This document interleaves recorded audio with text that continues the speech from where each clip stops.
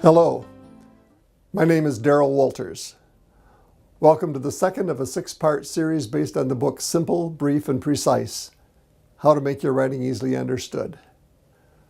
For each of these 6 sessions, I'll show writing samples to you on screen, describe flaws, and show revisions. And you'll respond by penciling those revisions onto the corresponding writing sample sheets. These are the 6 sessions that constitute the series.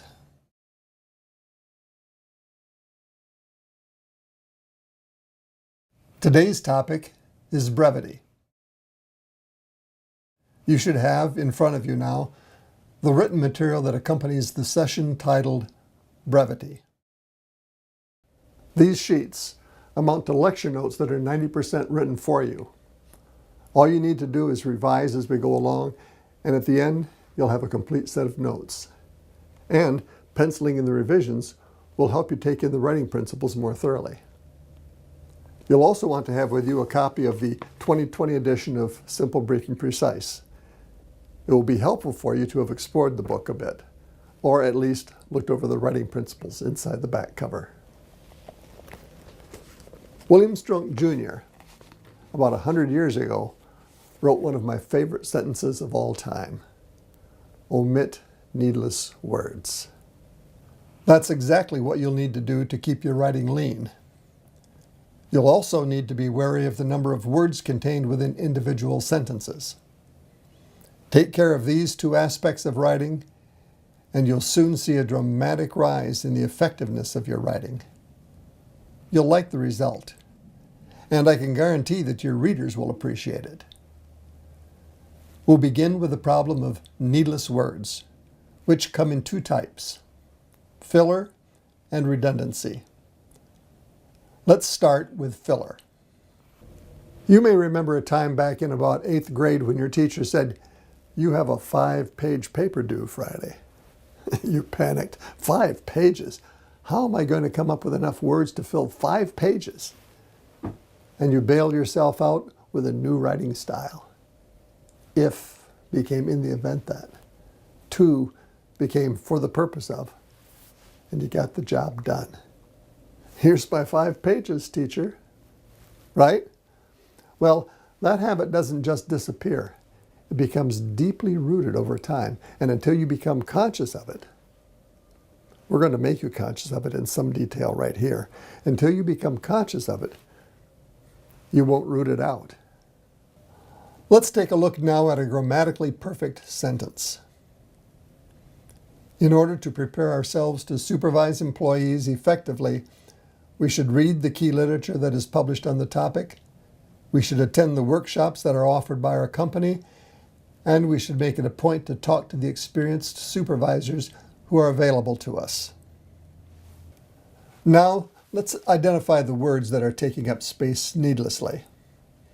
The first 2 words are filler, because in order to means the same as to. The subject-verb combination we should is needed, but not 3 times. So we can get rid of these 2 and keep just this one. The most common single word filler may be the word the, and we have 3 of them. They can all be eliminated. The most common 2-word filler phrases are who are, which is, that is, and so forth. We have 2 of them, and they can be eliminated. This phrase is not needed because whether a document is published is irrelevant. And if it were not on the topic, we wouldn't read it. This filler phrase is common and unnecessary. And finally, since the chances of our talking to persons not available to us is non-existent, there is no need to specify that we will talk to those who are available. So, this is what we have left. To prepare ourselves to supervise employees effectively, we should read key literature, attend workshops offered by our company, and talk to experienced supervisors. Joseph Joubert, a French essayist, said about 200 years ago, "Words, like eyeglasses, obscure everything they do not make clear." Every word you put into a piece will have one of two effects. Either it will serve your purpose or it will get in the way. There's no middle ground. Look at the difference in word count between the two versions of the message we just revised. A 2-page memo written in the first style could have been written on a single page with room to spare if the filler weren't there. A 10-page paper could have said everything in 4.5 pages. A 200-page master's thesis could have been completed beautifully in about 90 pages. That's a sobering thought, isn't it? Which document do you want to read? Do you want to read 10 pages or 4.5 pages? Do you want to read 200 pages or 90 pages? The version you want to read is the version you should give to your readers. Let's look now at a few shorter examples that contain filler. They chose the winner by lottery. While pushing for a merger, we lost perspective. He calculated the statistics only to confirm what he knew. If none of us arrives on time, Preston will deliver our reports. We will meet inside if it rains.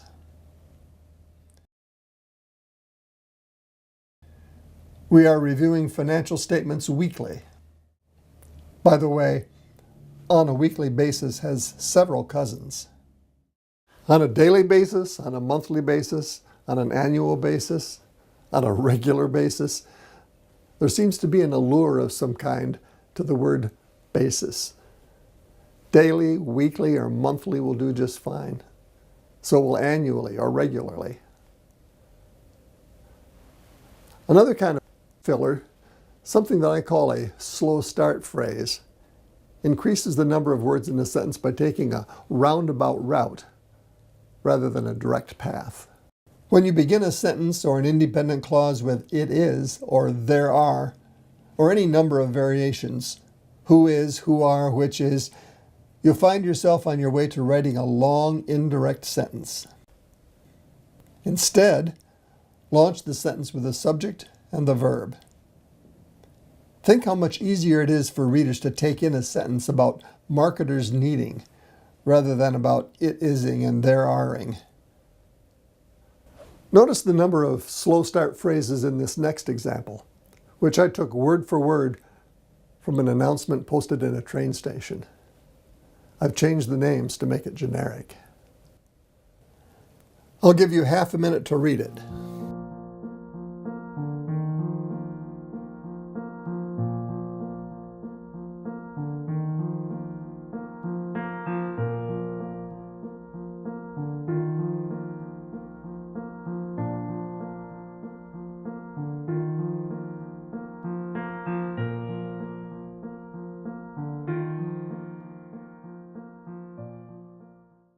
We have "this is," and "this is," and "there are," and "there will be," and "this is," and "there are." Had the Transportation Authority asked me to revise the notice, this is what I'd have given to them.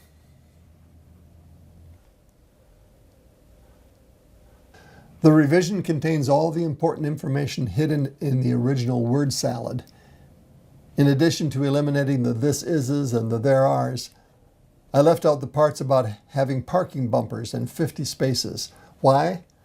Because if you use the parking lot, you'll see them, and if you don't, it won't matter. All the commuters needed to know was that the lot is on that particular corner and it's available at no cost. François de la Rochefoucauld, a 17th century French writer, said, "True eloquence consists of saying all that should be, not all that could be said." That's an excellent maxim for writers to live by. Let me give you a chance to read the original again.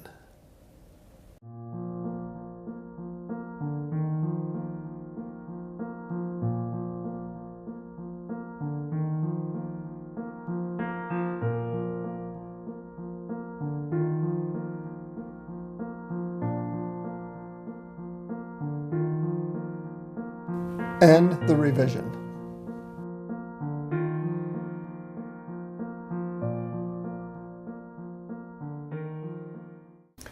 Let's take a look now at some other common pieces of filler that clog up your writing. First, a few words and phrases that often can be omitted altogether. Just watch them appear in the list, and as you do, take an inventory of your likelihood of using them excessively.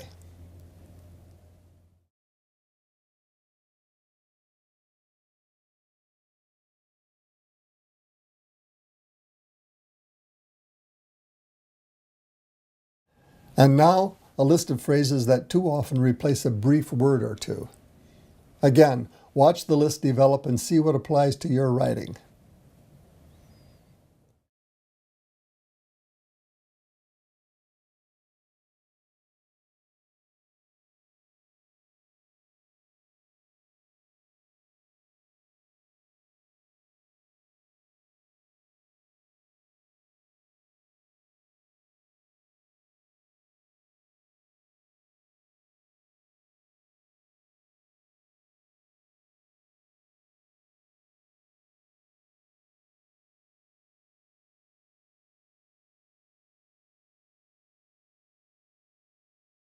Cruising through these lists can be unsettling, can't it?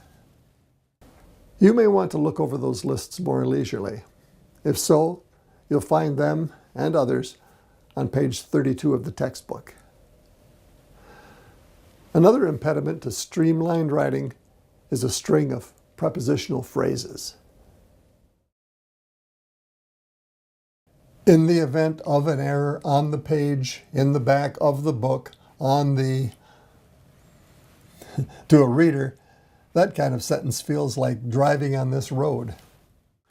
Lois DeBakey, a professor at Baylor University, says in language, as in mathematics, the shortest distance between 2 points is a straight line. She's referring only to nonfiction writing, of course, not to the use of words to create imagery or beautiful sounds. But then you're not trying to be a poet. As a business person or a student, you're trying to communicate thoughts and information as efficiently as possible. For your purpose, straight line writing is best. Here's another example of a sentence that fails to move in a straight line. The successful implementation of a rewards-based motivation system for unmotivated employees depends on knowledge of the extent of their feelings of detachment, the nature of their desired involvement, and the type of reward system most likely to be perceived as valuable. 8 prepositions. That style of writing weighs a sentence down like a body draped in wet clothing. Here's a revision. Read it and feel the difference.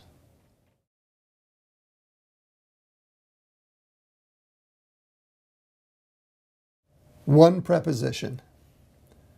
This revision could just as well be an example of using active verbs. Look, in the original, the verb is depends and the noun is implementation. Would you rather read about implementation depending or managers creating and needing to know and employees who feel, want, and value? Notice all the active verbs, improving writing in one particular way, in this case, shortening it, quite often improves it in other ways. In this case, activating it. Now I'm going to give you 1.5 minutes to look over a short example and see what filler you can find. On your notes, cross out words you'd like to see gone, and if you think other words are needed to make the piece whole after you've removed the filler, pencil them in. I'll be back with you in 1.5 minutes to show you the solutions I would apply to this piece.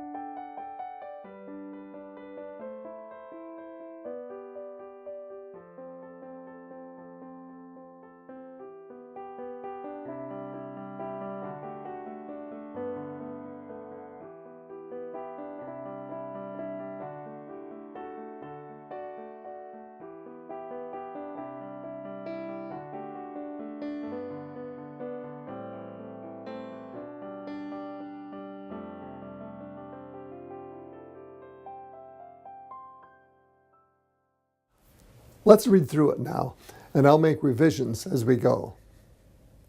Sometimes there are multiple ways to solve a problem, so your revisions may be different from mine. Very seldom is a revision purely right or wrong. The investigator's job was to identify the people responsible and to do so while safeguarding the company's image. He met with the CEO daily to monitor the fallout. The kind of work he was doing and the people he met were unusual compared with any work he had done previously.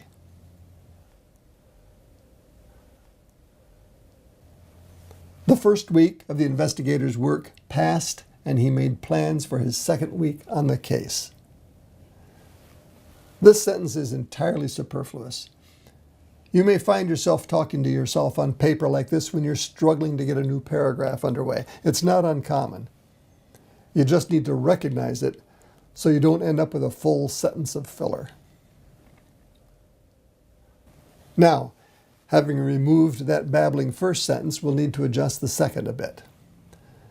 At the beginning of his second week on the case, the investigator introduced himself to two key players to win their trust.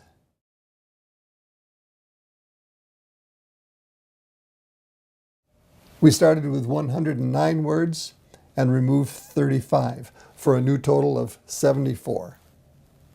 That's a reduction of about 1/3 of the original. Now we're ready to leave filler and move on to the other cause of too many words, redundancy. Redundancy. Just for the record, redundancy isn't necessarily bad, depending on what it is that you have two of. In writing, though, there's nothing cute about redundancy. In a large piece of writing, redundant material may amount to paragraphs. Too much for us to tackle here. If you notice a paragraph or two in your writing that says essentially what you've said elsewhere, you must have the fortitude to choose the better of the two and throw the other one out. Regardless of how much of it there is, how hard you work to write it, or how attached you are to it. That can be painful sometimes, but you owe it to your readers. Working with a smaller unit, see if you discover a redundant sentence in this paragraph.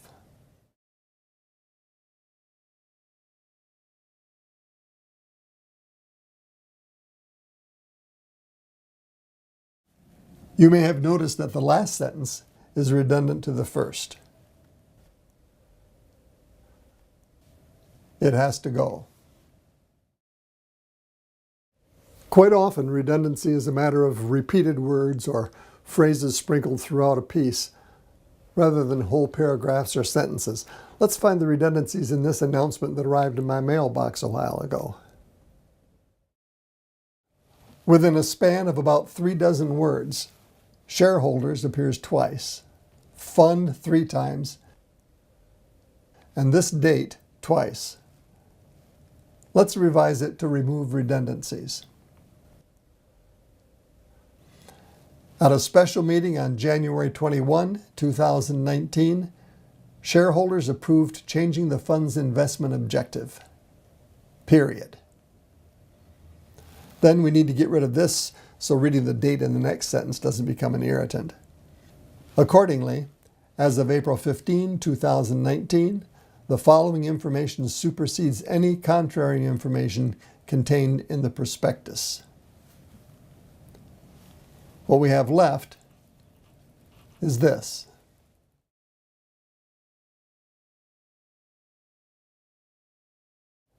Admonitions about redundancy are not meant to say that you should never repeat information in a document. You may need intentional repetition to make a point or to recap key points. Intentional repetition is a legitimate tool. Aimless redundancy, though, is a blunder that burdens readers with extra words and obscures what you're trying to say. Let's take another look through the original and the revision of that last example. Notice the streamlined feeling that the revision gives.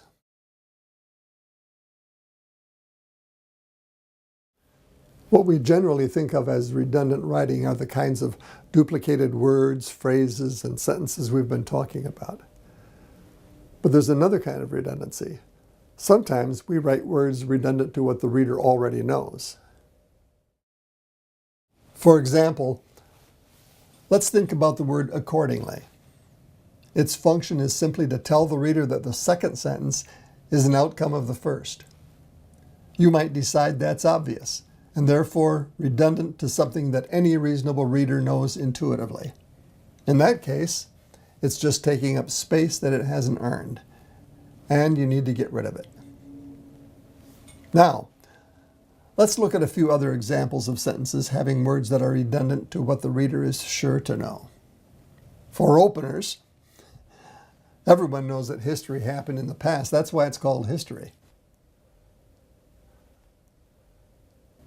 Considering the safety record, anyone with a booking on that airline may want to change plans. No one changes plans for a flight already taken, so the word future is redundant. He could potentially be charged with embezzlement. Could implies potential, so this word is redundant. My best guess is that in this situation, potentially is used primarily for its sound.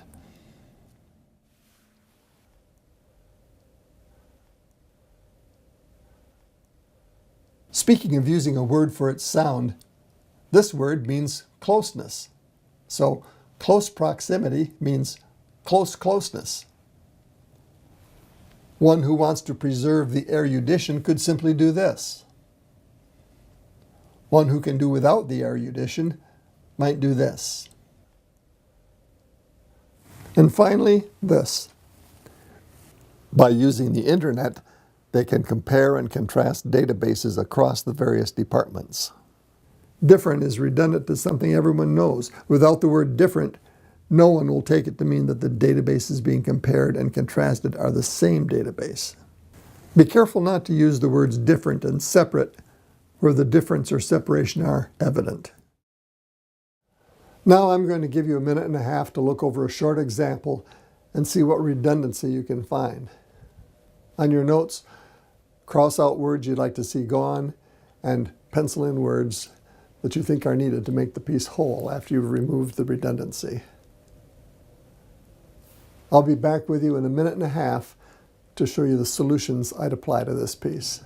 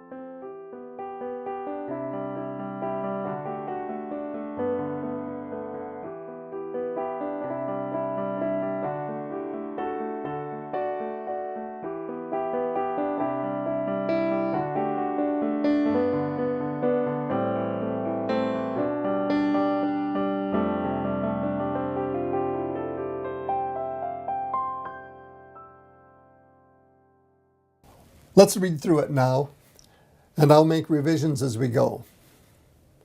Sometimes there are multiple ways to solve a problem, so your revisions may be different. Having now tried 4 employees in that position in less than a year, I feel obligated to offer my opinion. Opinions are by nature personal. We have the job configured in a way that no one can manage. It is redundant to job. If we expect success there, everyone knows that an expectation can be fulfilled only in the future. We need to make changes. I think we should redistribute the work among the 3 persons working in that department. Though the redundancy is between both and as well as, my preference is to use and here for its simplicity. And redesign the workstation for this unique does not come in degrees, position that has given us so much trouble, period. The only place that the trouble could have occurred is in the past. We will need a week to 10 days to accomplish that. Why not approximately? Because a week to 10 days is already an approximation. And the plan should include having those 3 persons share the workspace. It has to be the same space if they're sharing it. Now we're ready to move on from the issue of purely unnecessary words to the issue of number of words per sentence. We've all read what feels like the never-ending sentence, one that probably requires rereading to take in all that's there. Periods and question marks and sometimes exclamation points give readers permission for a fraction of a second to process what they've read before moving on. There are a few ways to tame an overly long sentence. The obvious solution is to break it into shorter sentences. Another option is to blunt the effect of a sentence's length with wise use of punctuation. But we'll save that solution for the punctuation session. And sometimes we get so much detail crammed into a sentence or paragraph that the most efficient way to deliver the information is to draw a picture. We'll start by breaking a sentence down. I hate to do this to you, but we can't analyze the effect of a monstrous sentence without reading a monstrous sentence. There shall be added to the charges under this agreement, and the client shall pay to Rawle Incorporated an amount equal to any taxes, levies, and duties, however designated or levied, domestic or foreign, based upon such charges, this agreement, the services or materials provided, or their use, including without limitation state and local sales and use taxes that are paid by or are payable by Rawle Incorporated, plus interest and penalties, if any, exclusive, however, of United States federal, state, or local taxes based on the net income of Rawle Incorporated. And now, listen to the feel of a multi-sentence version. The client shall pay to Rawle Incorporated additional charges equal to taxes, levies, and duties generated by this agreement. All such charges, domestic and foreign, will apply. That includes charges associated with services and materials that support the agreement, state and local use taxes payable by Rawle Incorporated, and any interest or penalties attached to such taxes. Excluded are federal, state, or local taxes based on the net income of Rawle Incorporated. Rudolf Flesch, who wrote many books about writing in the mid-20th century, devised a readability scale that included a theory about sentence length. His 2 conclusions were that average sentence length should be fewer than 20 words, ideally perhaps 14 to 18 words, and that sentence length within a piece of writing should vary greatly. Let's analyze the monstrosity that we just read. The original overstuffed sentence contained 92 words. The unstuffed version contains 4 sentences, as shown here. The reduction of the total number of words from 92 to 72 is less important than this: the average number of words per sentence. That 18-word average is right in Rudolf Flesch's wheelhouse. And look at the word count for individual sentences. This variability from an 8-word sentence to a 30-word sentence makes the piece much more readable. You may have driven across a desert or a plain where you see very few variations in terrain or scenery, where sameness and monotony set in. Think how much more attentive you are when you drive through the mountains, up and down hills and around curves. The same holds true for reading sentences.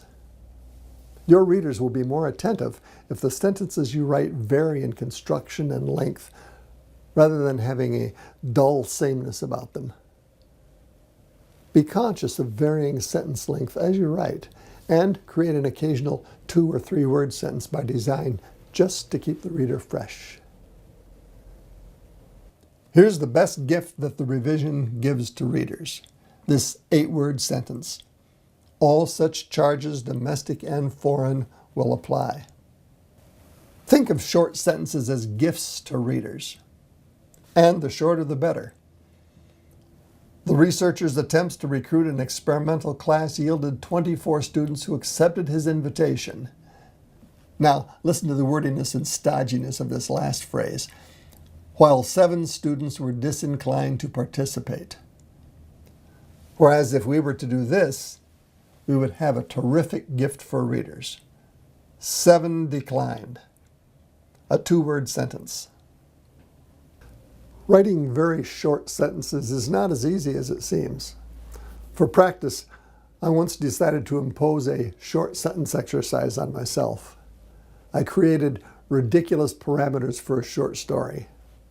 Fewer than 100 words total, with each sentence containing exactly 2 words. It won't take long for you to read it. I'll give you 40 seconds. It's not anything suitable for publication, but the writing of it was instructive. Here it is.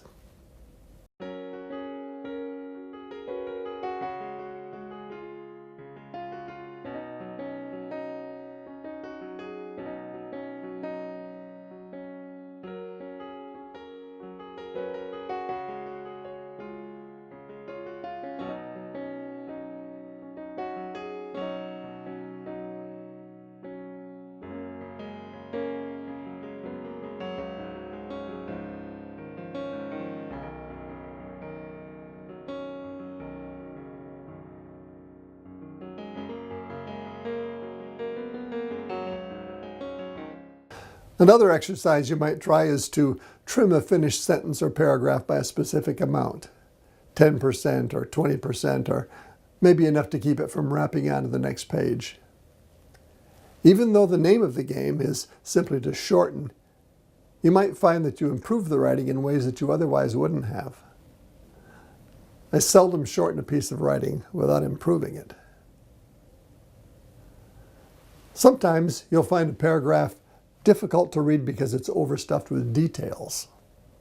That's when it's time to call on a technique beyond plain sentences and paragraphs. Maybe even draw a picture of some kind. The simplest way to clarify details is to use numbers. For example, this paragraph has several distinct messages within it.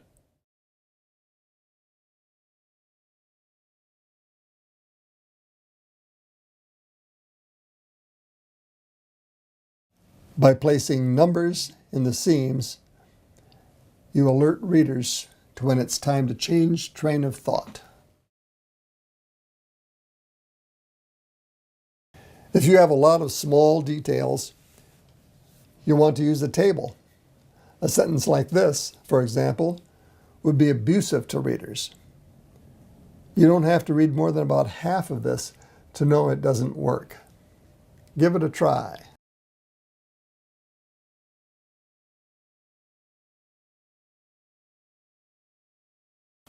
You'll want to put this kind of detail into a table. You'll introduce the table in the narrative, and you'll give it a number for easy reference and a title for readers who just look at the pictures.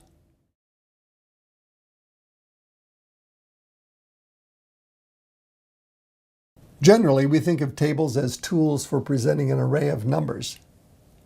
But you can use tables also as a way to present words that would otherwise clog up a paragraph. Look at this paragraph. It can be read, but it will not be assimilated as efficiently as if the information were organized in a table.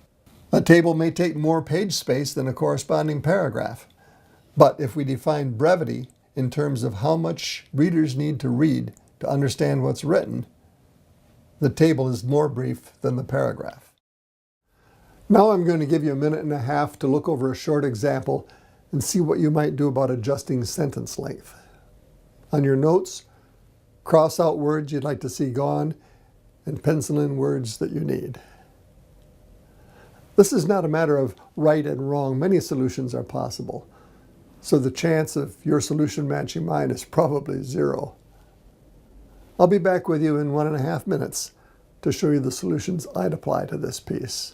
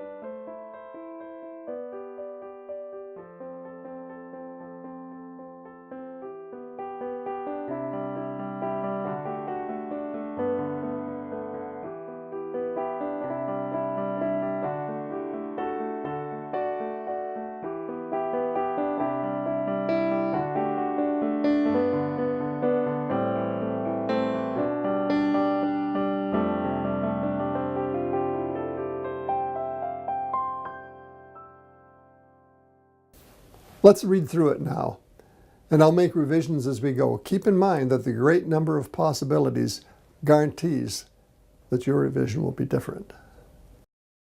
Personnel issues have become complex, period. So, we'll start with a 5-word sentence that's easily absorbed and sets the stage. Decades ago, the boss gave orders and employees expected to follow them. Period. More recently, well-meaning protections installed to guard against employer abuses based on gender, race, and age have created loopholes. Period. Too many workers seem willing to exploit those loopholes in unprincipled ways. Now that the abusive hand has been passed from employer to worker, we may well be heading toward an exodus of good leaders from management roles. Period. That could lead to a crisis in the quality of leadership.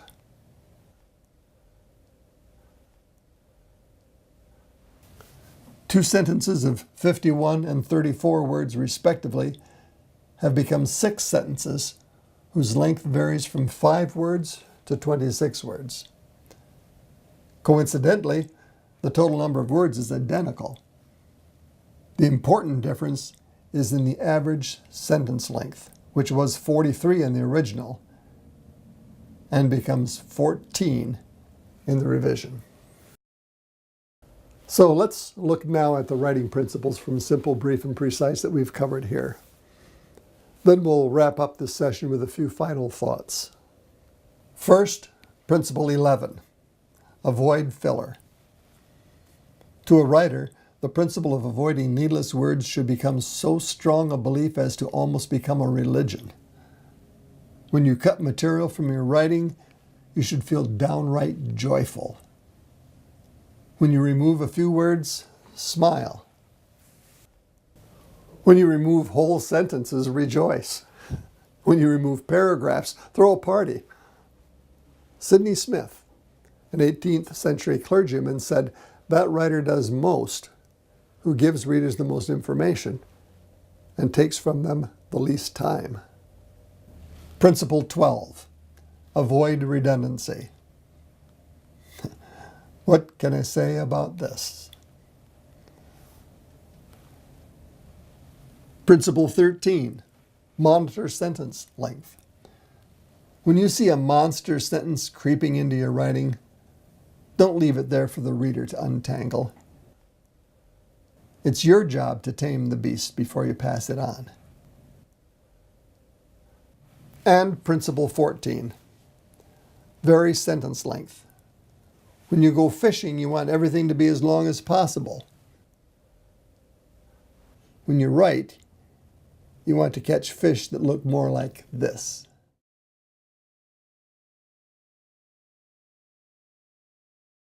I was playing golf some time ago when an analogy came to me that may resonate with you most if you're a golfer.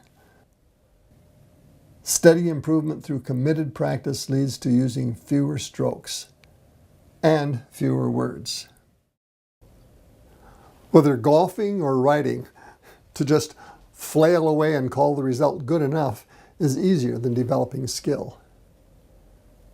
Cicero is said to have added this postscript to a letter he wrote to a friend. Had I had more time, I'd have written you more briefly. In case you are still unconvinced of what can be accomplished with the skill of brevity,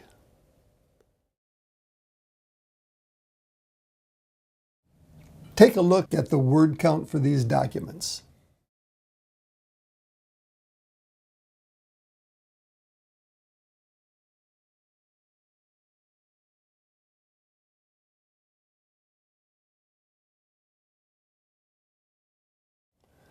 This, in a nutshell, is the story of where our language has gone over time. Many writers have fought wordiness over the years. Mark Twain said a book is made good more by what's left out than what's put in. William Strunk exhorted his students, E.B. White being one of them, to omit needless words. George Orwell accused unthinking writers of tacking words and phrases together like parts of a prefabricated henhouse. Rudolf Flesch spent his entire career fighting wordy writing, and today many others are carrying the banner. You too can become a carrier of that banner, and you and your readers can enjoy all the advantages that brevity confers. Simply commit yourself to this principle. Think of fewer words as a beacon that lights your way through every sentence and paragraph you write. Thank you for joining me in this exploration of brevity. I hope you'll participate in all the video sessions based on simple, brief, and precise.